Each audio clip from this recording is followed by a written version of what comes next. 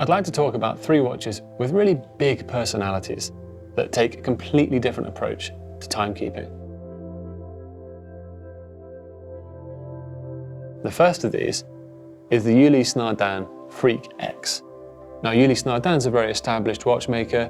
It dates all the way back to 1846, but the Freak X is the culmination of the last 20 or 30 years or so, in which time it's become very well known for being one of the most modern and inventive brands out there.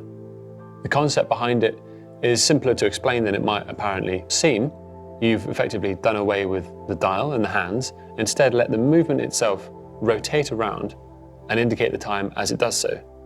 So you have this exaggeratedly large minute marker here with the oscillating balance of the watch at the other side, and then the hours marked off on this wheel below.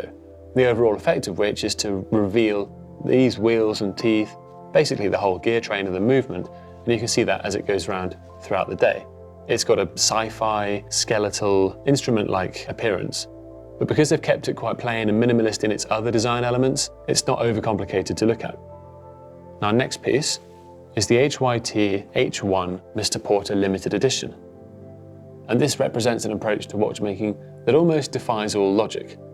Instead of an hour marker, HYT has embedded a small circular tube of glass through which is pumped a black liquid by these 2 little bellows, fully mechanically.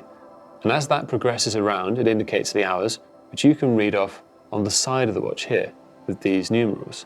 And of course, you've got this great big sapphire dome that encases the entire watch, giving you a perfect view of everything that's going on.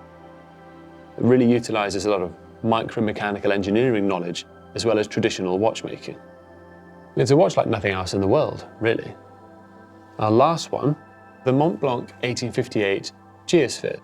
Now, you might well ask what it's doing next to 2 really avant-garde visions of sort of futuristic watchmaking.